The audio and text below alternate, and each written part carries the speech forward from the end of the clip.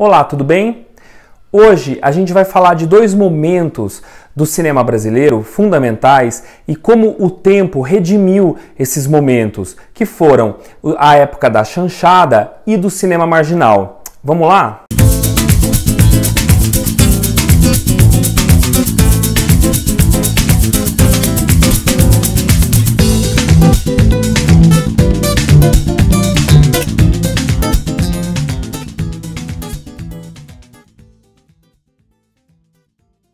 Bem, a gente já falou em um episódio anterior aqui que o Brasil teve a sorte de ter um movimento cinematográfico importantíssimo, internacional, que foi o Cinema Novo. Ele foi muito estudado, nós já comentamos sobre isso num episódio anterior, ele é muito estudado em diversas instituições universitárias do mundo inteiro e foi fundamental para discutir as raízes do subdesenvolvimento no país. Mas o Cinema Novo foi tão importante que acabou eclipsando os momentos anteriores e posteriores do cinema. Por exemplo, a chanchada. Ficando estabelecido que todos os dias do ano serão feriados, com exceção do dia do trabalho. O único dia que se deve trabalhar. Ponto e vírgula. Parágrafo único. Para bom andamento do meu governo, fica instituída a burocracia e criada a letra O.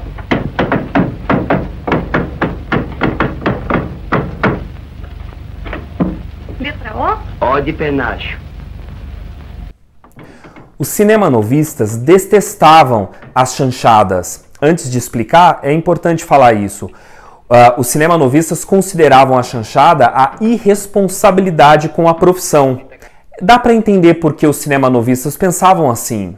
Na época do Cinema Novo, nos anos 60, o cinema era uma ferramenta importante para elucidação social, ou seja, mostrar para o povo quais são as raízes do subdesenvolvimento do próprio povo, que na verdade acabou não acontecendo, porque o Cinema Novo não teve muito público.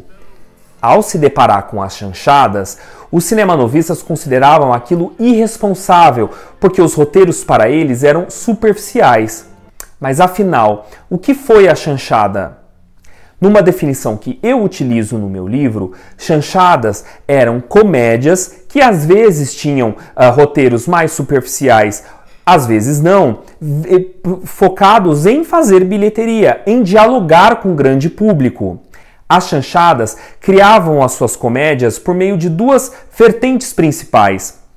A primeira era satirizar os tipos brasileiros. Então, o mineiro preguiçoso, o paulista trabalhador, o carioca malandro, entre outros, e criando estereótipos. A segunda era satirizar, por exemplo, as grandes produções hollywoodianas que estavam vindo para o Brasil naquela época. Um exemplo é o filme Nem Sansão Nem Dalila, que faz uma sátira não só à produção hollywoodiana daquela época, como também às problemáticas que o Rio de Janeiro vivia naquele momento, como uma crise de abastecimento, as neuroses do Getúlio Vargas com relação aos seus inimigos políticos, etc. Afinal, a história do cinema brasileiro, finalmente, só nos anos 90 e a partir dos anos 2000, reconheceu a importância da chanchada, ou seja, o eclipse do Cinema Novo passou. Foi reconhecido uma importância fundamental na formação de público que a chanchada fez nos anos 40 e nos anos 50.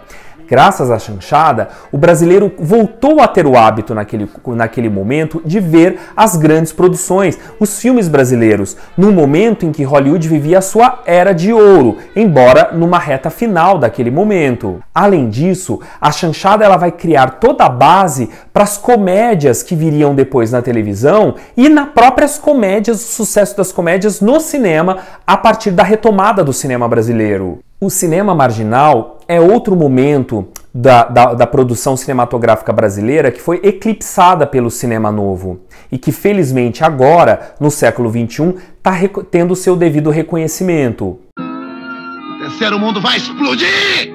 Quem tiver de sapato não sobra! Não pode sobrar! Não pode sobrar! Você pode me prender! A solução pro Brasil é extermínio! É extermínio total! Agora Eu sou você poeta, eu vejo! O terceiro mundo vai explodir! Prende essa não, boçal!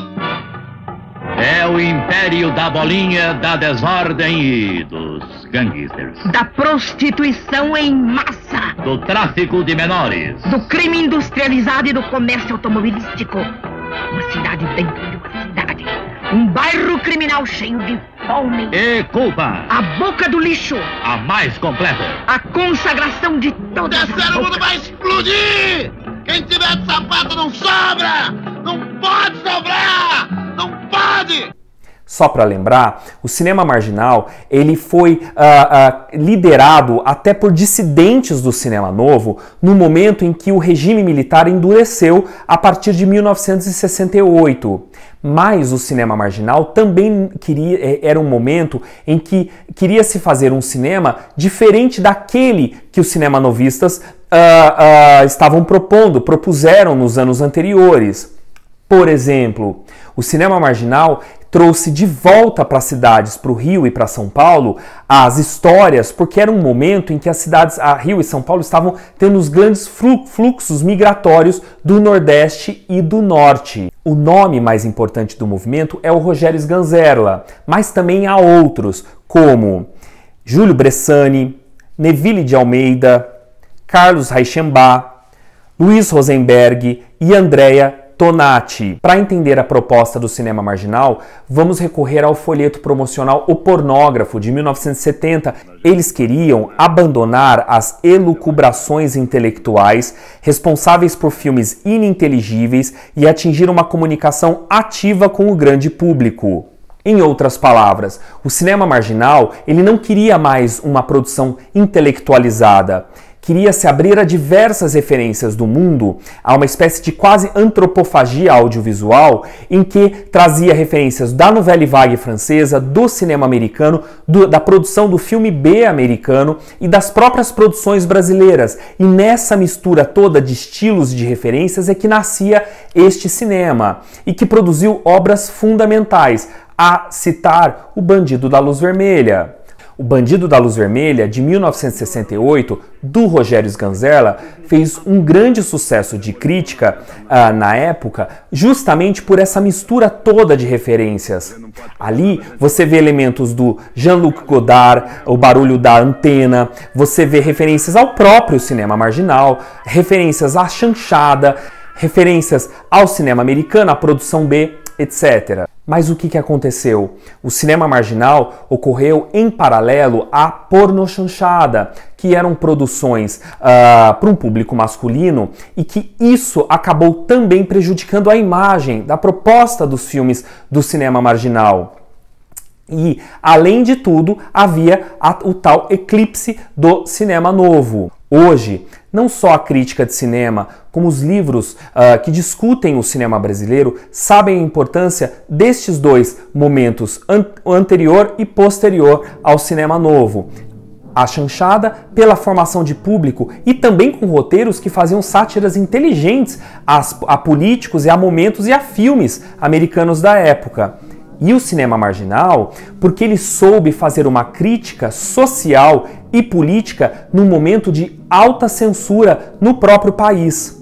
Ainda que ele não tenha sido consumido com filmes em shopping centers, os filmes marginais, feitos na chamada Boca do Lixo, na capital paulista, foram fundamentais para mostrar não só que uma ideia bacana, uma crítica social era possível de se fazer sem um grande orçamento, mas também se explorar os próprios elementos vivos e orgânicos da cidade. E é ali que já estava a trama, esse desenrolar, este mosaico acontecia vivamente. Portanto, se você quer respirar a cidade de São Paulo daquele momento, com todos os seus paradoxos, os seus personagens, os seus becos e esquinas, o cinema marginal é fundamental para você apreciar. Gostaram? Então, até a próxima!